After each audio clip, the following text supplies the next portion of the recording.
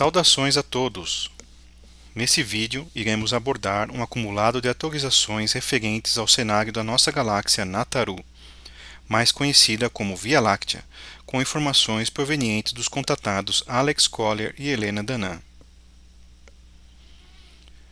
Na primeira atualização, temos informações sobre o julgamento dos Anunnakis, realizado em conjunto com diversos conselhos, incluindo o Conselho dos Semeadores e também a Confederação Intergaláctica.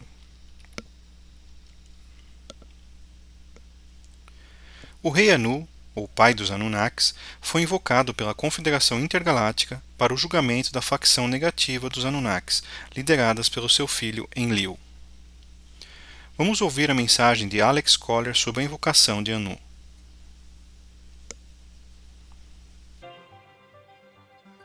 I had an OB with Mornay, and there's some really unprecedented stuff going on, and it turns out that there are 3 councils, one from 6th that is going to be representing itself, that have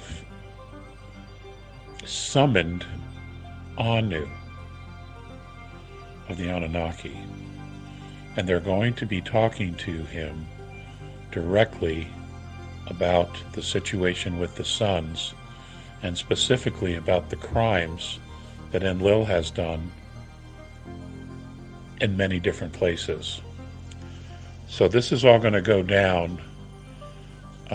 He couldn't give me time because I would not have been able to relate to when that actually occurred, but he said soon.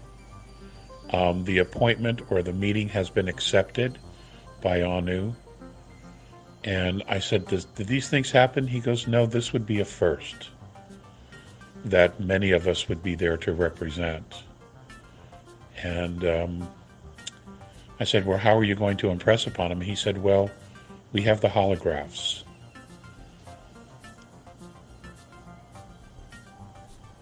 And we're going to ask the Father to intervene. And if he does not, then we're going to intervene. That's basically the choices he's going to have. So, wow.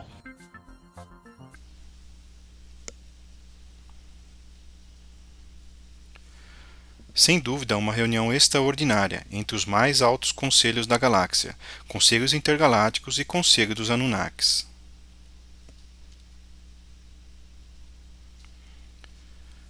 Vamos agora abordar o relato de Elena Dannan sobre esse evento. Elena foi escoltada por Torhan a bordo de uma nave de reconhecimento da Federação Galáctica de Mundos, para um ponto de encontro localizado em uma nave-mãe não revelada da Aliança, em algum lugar do Sistema Solar. Nessa nave-mãe estava acontecendo uma reunião extraordinária dos altos conselhos, usando projeção holográfica, como geralmente é usado entre as nações estelares. Uma grande multidão de representantes de 3 conselhos da Aliança Nataru estava presente, com uma grande diversidade de raças, entre eles o Alto Conselho da Federação Galáctica de Mundos, o Conselho dos 5, o Conselho de Andrômeda. Esses 3 grandes conselhos galácticos estavam se reunindo com o Conselho dos Semeadores e com o Conselho da Confederação Intergaláctica. Representantes da Confederação Intergaláctica eram principalmente os Alteanos, os Krags, os Ormongs e outras raças dos Semeadores. Os líderes da Aliança da Terra, comumente chamados de Chapéu Brancos, também estavam presentes, mas a comandante Ardana pediu estritamente para não nomeá-los. Nessa reunião foi invocado o rei Anunnaki Anu, para o julgamento de seu filho Enlil e sua facção. Vamos ver a descrição de Helena sobre esses Anunnakis.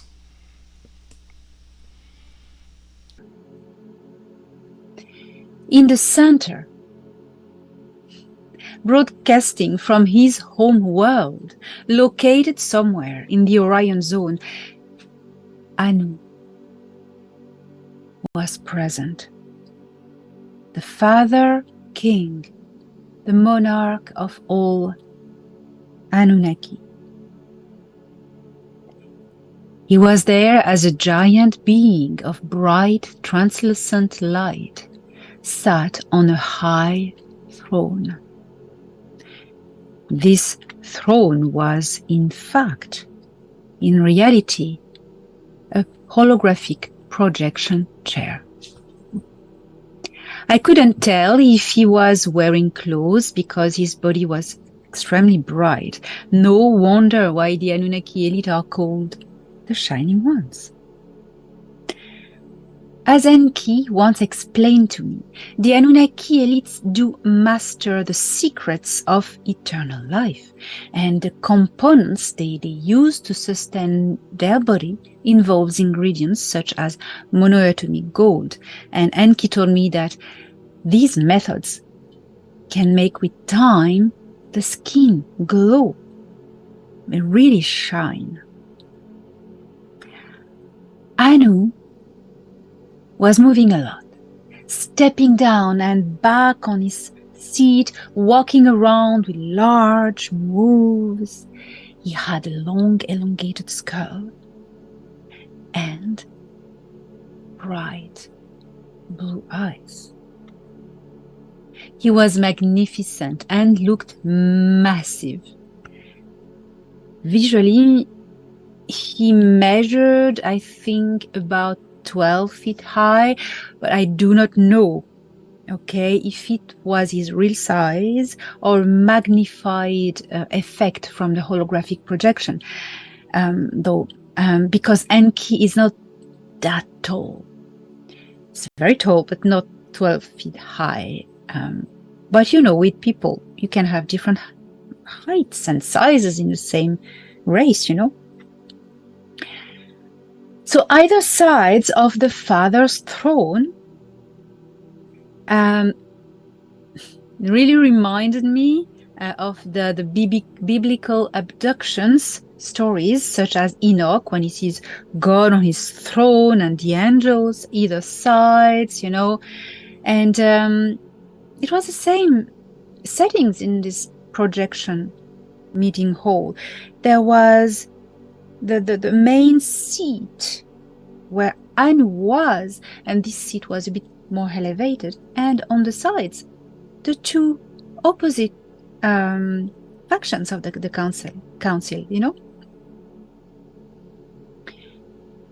So there were these two factions, and at Anu's right hand, so my left, because I was facing him, was Enki in a blue robe, sat in a large chair, standing alongside the Alliance.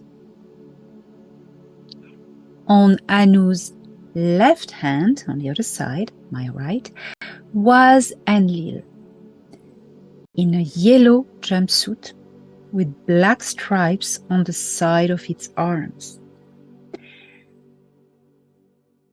He was attached to a seat by a collar and braces at his wrists and ankles.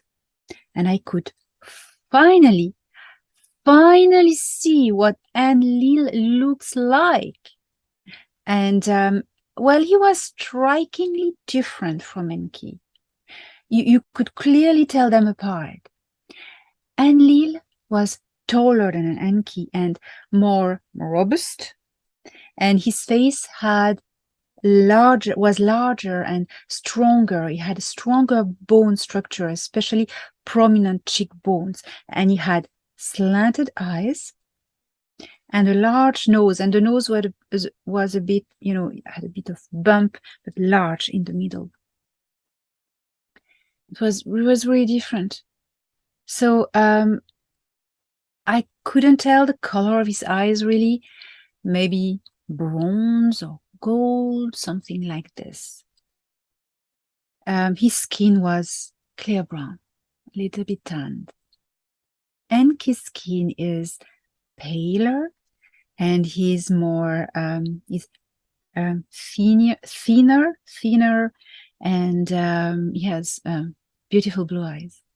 So this being, Enlil, well, also his energy field was different. He radiated eons of power and military leadership. You could really feel, sense to this what was coming out of him. But for now, I have to say, he looked as he was tied as a prisoner and quite a little bit resentful and pissed off, I'd say.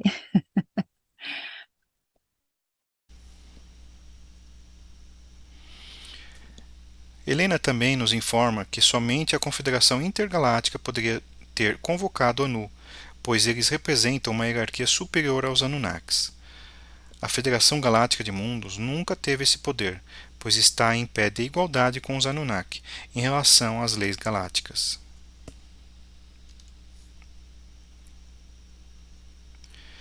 De pé no centro do salão, o arauto do Alto Conselho da Federação Galáctica de Mundos, um ser Tengri, que Helena reconheceu, enumerava a lista de todos os crimes de Enlil e seus seguidores, enquanto uma exibição holográfica animada à frente deles mostrava cenas como sequências de um longo filme.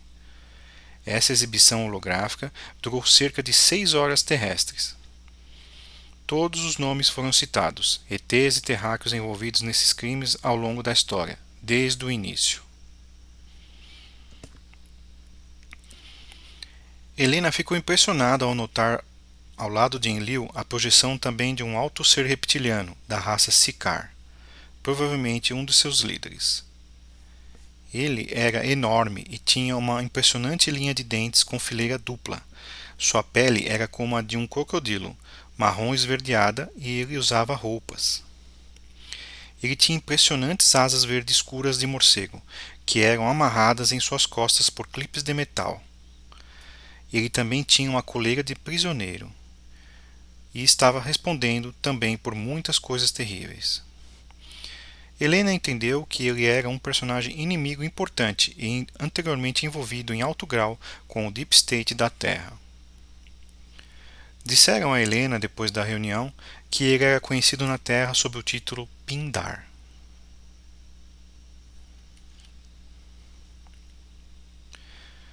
No final da enumeração das acusações, o ser Tengri se retirou do palco.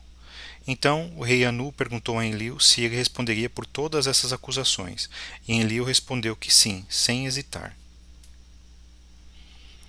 Anu declarou que chamaria de volta o filho de Enlil e o removeria da terra, pois não haveria mais razão para ele ficar.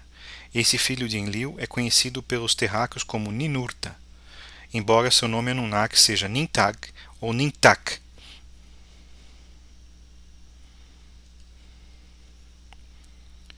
Em resumo, esse julgamento teve o seguinte resultado. Enlil foi preso e julgado por crimes que infringiram as leis intergalácticas. Esse acontecimento coincide com o regresso de Enki ao sistema solar a bordo da nave Nibiru, da qual agora é proprietário.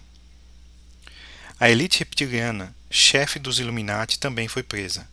E por último, a pedido da Confederação Intergaláctica, o filho de Enlil, Ninurta, está prestes a ser removido ou já foi removido. Ainda não tivemos essa confirmação. Todos esses eventos são coincidentes com o despertar dos gigantes adormecidos, que se tratam de avatares Anunnakis positivos, que são da facção de Enki e serão extremamente benéficos para a humanidade. Agora vamos ver outros desenrolares que aconteceram na nossa galáxia Nataru, principalmente na região da zona de Órion.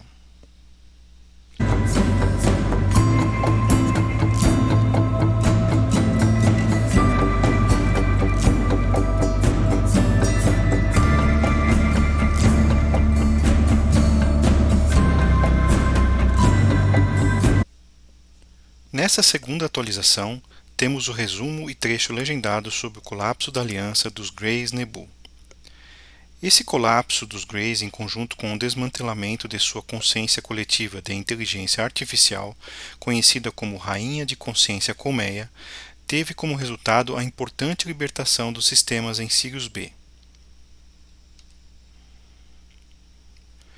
Os 5 mundos civilizados de Ashkera, localizados na constelação de Sirius, denominado na Terra como constelação de Cão Maior, é um sistema estelar triplo, localizado a 8,6 anos-luz da Terra.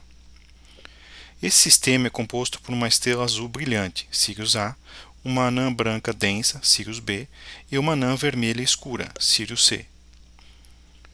Todas as raças e culturas que vivem neste sistema de estrela tripla recebem o nome comum de Ashkeru. O sistema estelar que chamamos de Sirius B, ou Tula, em sua língua local, cortou oficialmente seus laços em todos os níveis com os impérios Sicár e Nebu. Foi um longo caminho para finalmente alcançar essa vitória notável. Mas antes de entrarmos em detalhes dessa insurreição em Sirius B, precisamos entender o que foi a Aliança Nebu e a Rainha de Gray.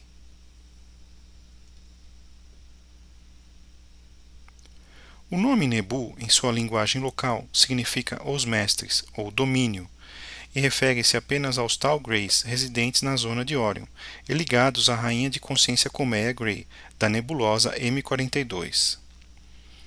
Entre eles encontramos os Ebans, de Betelgeuse, os Indugutics, de Bellatrix, e os Greyos, de Mintaka.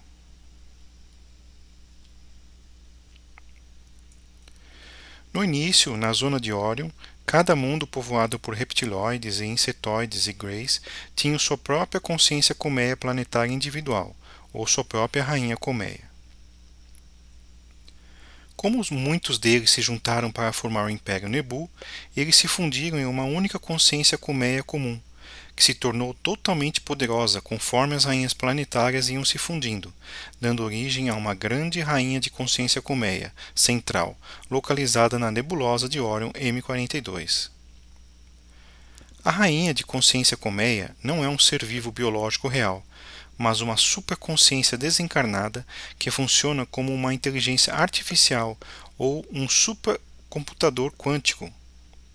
Ela não pode ser morta. Se alguém o tentar, isso a fortalece. A única maneira de neutralizá-la é destruir a teia de consciência e envolvê-la em um vazio não dimensional. E para fazer isso, era necessário quebrar a estrutura de frequência da rede, a própria assinatura da colmeia. E eles conseguiram. A Federação Galáctica dos Mundos quebrou a chave de frequência que poderia desativar suas funções regenerativas e a fórmula quântica da conectividade da rainha de consciência colmeia dos Grays de Órion. Vamos assistir esse trecho em que Helena explica sobre tudo isso.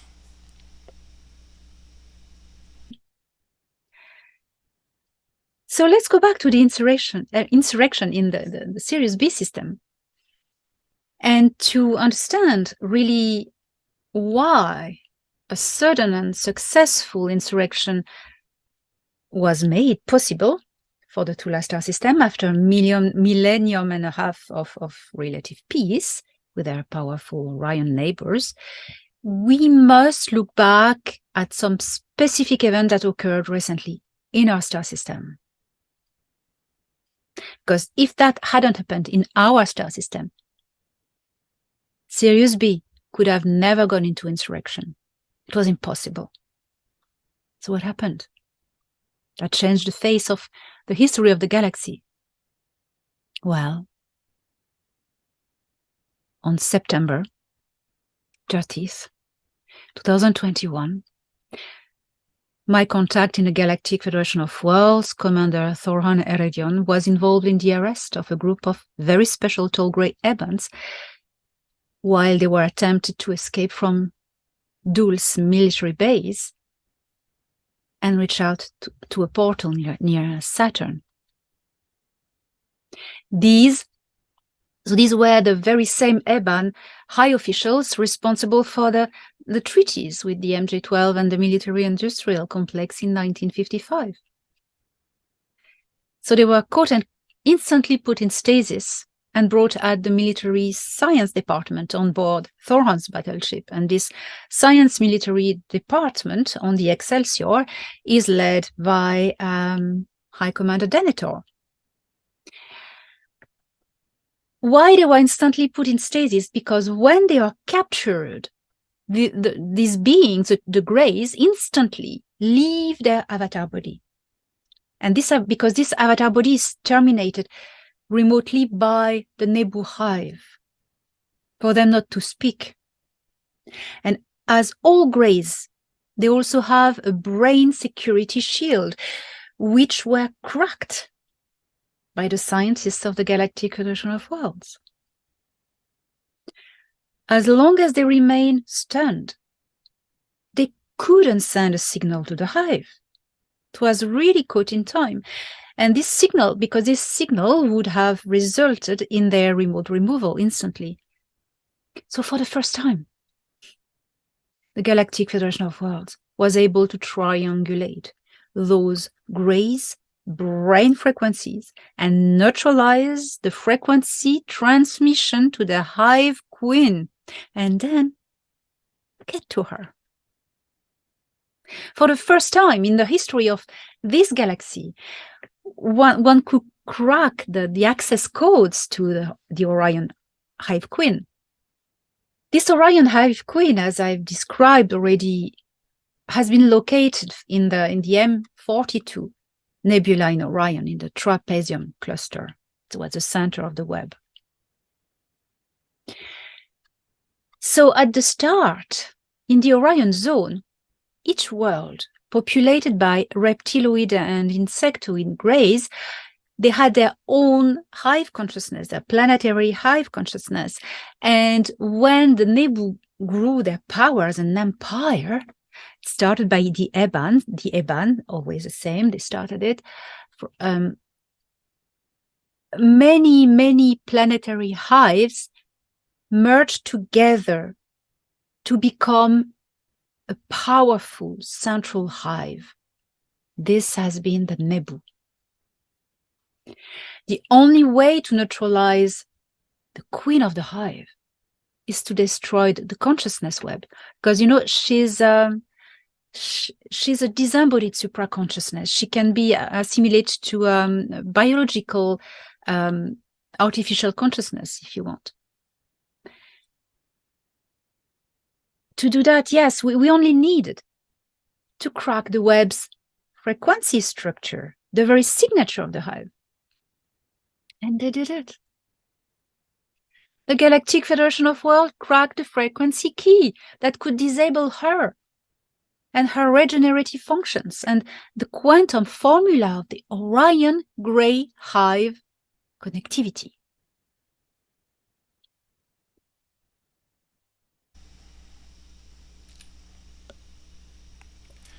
As populações de Tula, após o anúncio oficial da derrota da Rainha de Consciência Colmeia Nebu e do êxodo dos Greys de Orion de seu sistema estelar, iniciaram uma rebelião, quebrando os acordos de zona neutras e territórios planetários. Liderados pelo governo Tashkeru de Nian, segundo planeta do sistema, que bravamente voltou pela independência, as forças armadas Tashkeru cercaram Morgan, com uma poderosa frota de guerra de 6.000 naves, abordando o cerco coletivo Ashtar para se render. Com a ajuda da Federação Galáctica de Mundos e do Comando Galáctico Ashtar, que enviou forças contingentes para ajudar o povo Tashkeru, o grupo Sikaar em Morgan não teve absolutamente nenhuma chance. A sede do coletivo Ashtar em Morgan também foi destruída, e o planeta foi tomado de volta, assim como o sistema estelar completo pelo povo Tashkeru. Grande vitória dos times da luz. Insurreições semelhantes aconteceram e ainda estão acontecendo em outros sistemas estelares, devido à queda dos Greys Nebu e à Rainha de Consciência Colmeia deles. Vamos ver agora, na próxima atualização, outros desenrolares que aconteceram devido à queda dessa Rainha Nebu.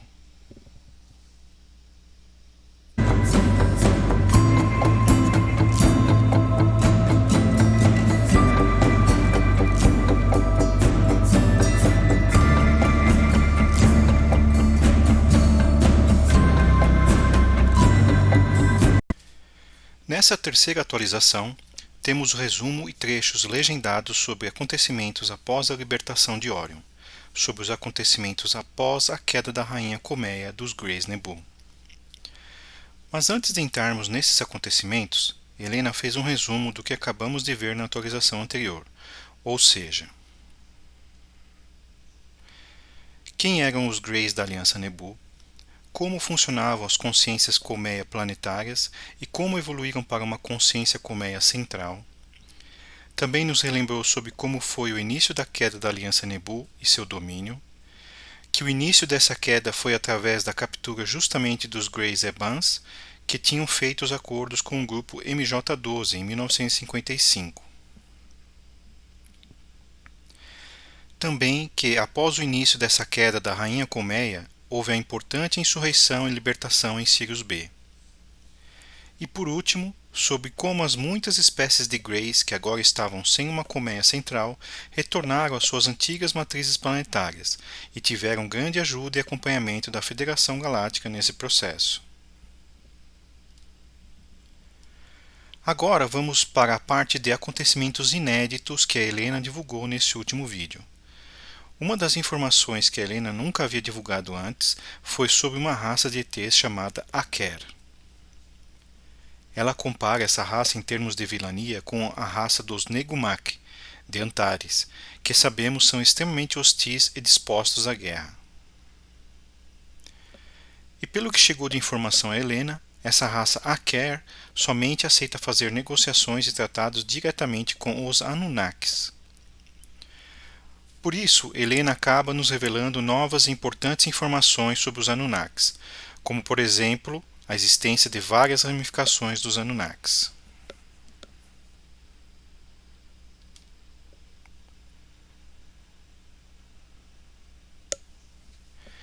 A ramificação comandada pelo rei Anu, chamada Ashtari, que provavelmente teve sua origem ou grande domínio estabelecido na região de Sirius e Órion, não foi a ramificação original. A ramificação original dos Anunnakis, pelo menos nessa dimensão, se deu na constelação de Bootes. Alex Collier também confirmou essa informação. Helena ainda revela que essa ramificação original dos Anunnakis anteriormente dominava praticamente toda a nossa galáxia, menos um quadrante, justamente o quadrante da raça A.Collier. Vamos entender melhor sobre essas informações assistindo diretamente às explicações da Helena. The queen is dead, long live nothing, because that's over. But there's a third party that needs to be mentioned, the Anunnaki. The Anunnaki are widespread throughout this galaxy. There are different branches. They are originally from Bootes, as Alex Collier revealed. And from there, they developed into colonies everywhere. There's the main empire of Anunnaki, which is actually called the Old Empire, used to own Nataru. They used to own the whole galaxy, except when at the height of their expansion, there was one quadrant that they didn't own. It was a quadrant belonging to a civilization of, I'm not sure if they are Greys. I'll have to get that confirmed, but they are species of their own. Their name is A.Collier. A.Collier. They are more venomous than anything you've known. The equivalent to the Neguma Gnomopo from Antares as a war power. Fortunately, the Gnomopo from Antares are our allies now, and that's very good.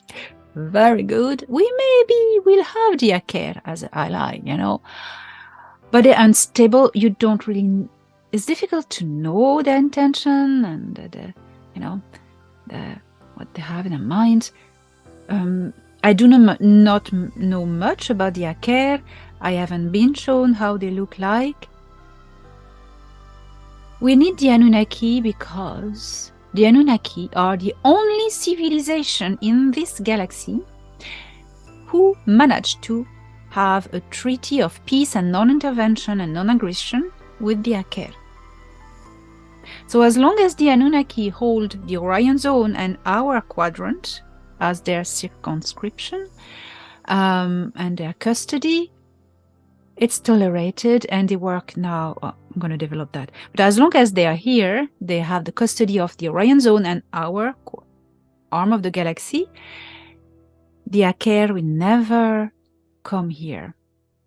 Okay? If one day the Anunnaki are gone, the A.Collier will come.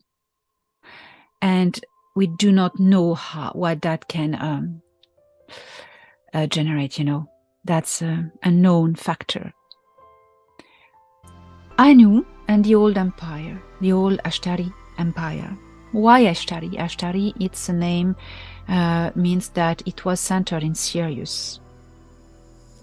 The seat of the Ashtari empire was centered in Sirius. Okay, and they ruled. They had a big, powerful presence in the whole zone, the whole quadrant. So that's why Orion was the first seat for them.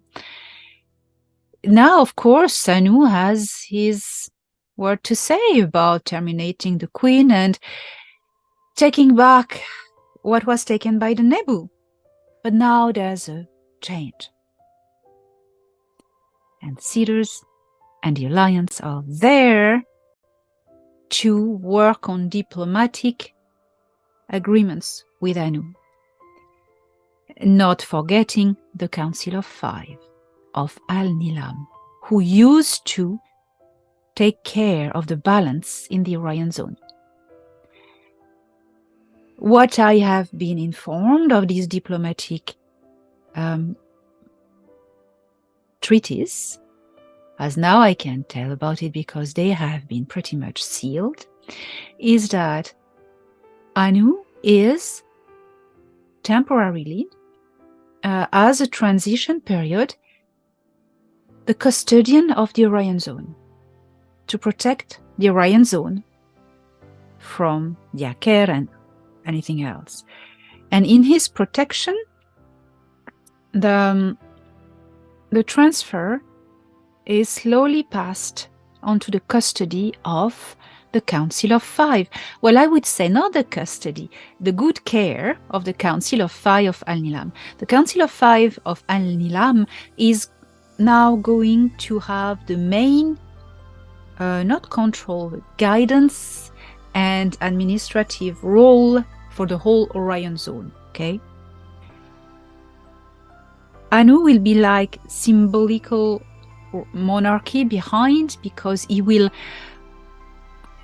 remain custodian of this zone, but without doing anything, without not interfering anymore, just to protect and secure regarding the A.Collier. The A.Collier want only to treat with the Anunnaki. They don't want to treat with anyone else. So we need the Anunnaki. We need the Anu branch, okay? The Anu royal family. Com essas novas informações da Helena, pudemos perceber quão importantes são os Anunnakis para a nossa galáxia. Novas responsabilidades foram passadas ao rei Anu, principalmente na região de Órion. Nessa primeira fase, após a queda da Aliança Nebu, Anu será o guardião e protetor desse quadrante da galáxia, mas dessa vez com a supervisão da Confederação Intergaláctica e dos Semeadores. Com o tempo, o Conselho dos Cinco deve assumir essa função, e no futuro, quando a situação em Órion estiver realmente estabilizada, o Conselho dos Cinco deixará a cargo de cada civilização Grey cuidar de si mesma.